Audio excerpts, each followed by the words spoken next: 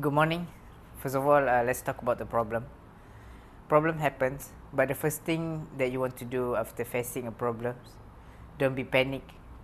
Put the distance between the problem and discussion. Go take a walk. What you want to do is to think about the option that you have, option that you can explore to solve this problem. And it's also not within your locus of control to prevent the problem from happening in the first place. Sometimes it just happens. What you have to do is focus your energy into finding an options and choosing, make a decision on what's the best option for way forward.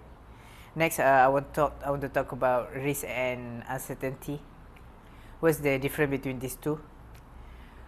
Risk is what we call known unknown.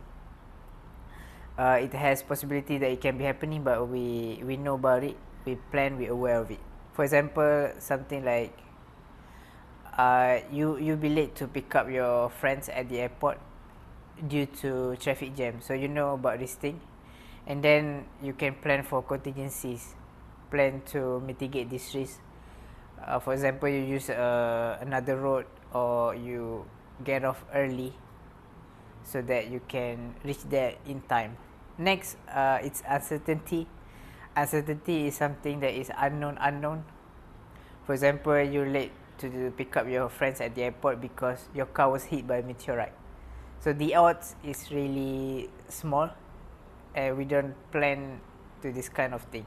What you can do is, instead of focus your energy into thinking bad about that thing, what you have to do is put the focus to enhance your ability to handle this kind of situation.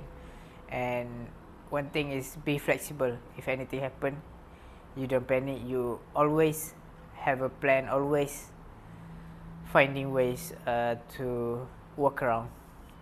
Next is interdependencies. So interdependency is something that will start after one thing has already completed. So after the predecessor already completed, then the successor activity can start.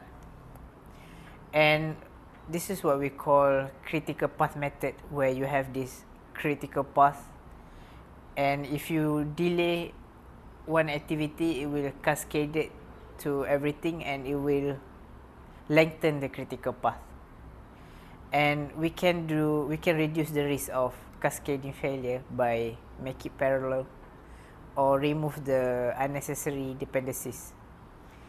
For example, in parallel, when there is a orchestra music, if one person doesn't play or miss their notes, it will not affecting the overall performance. But for example, if in a car, they have dependencies like installing the mirror should be start after installing the engine. If we don't have inventory of the stock, if it's not if the engine is not in stock, it will impacting the installing of the windshield, and it will lengthen the duration of the project. So what you can do in this kind of situation, you remove this unnecessary dependency in the first place. Why you think that you need to install the engines first before you can install the windshield? You can install the windshield first, or do it in parallel at the same time, concurrently. So that's why I think when you want to sequence any activities, think critically. But there are sometimes an activity that you cannot do about it, that the relationship between these two activities is just a mandatory dependencies. So you can just find another activities that you can change around to reduce these unnecessary dependencies. And then let's talk about counterparty risk. So one thing about risk, we also have a method to transfer the risk. For example, if something like earthquake may happen to your project, you transfer the risk to the insurance company. But we cannot depend too much on this strategy, because anything can happen. For example, if that insurance company went bankrupt, then you won't get the money if, let's say, the earthquake happen. So put your energy into plan if something unexpected happens. Thank you.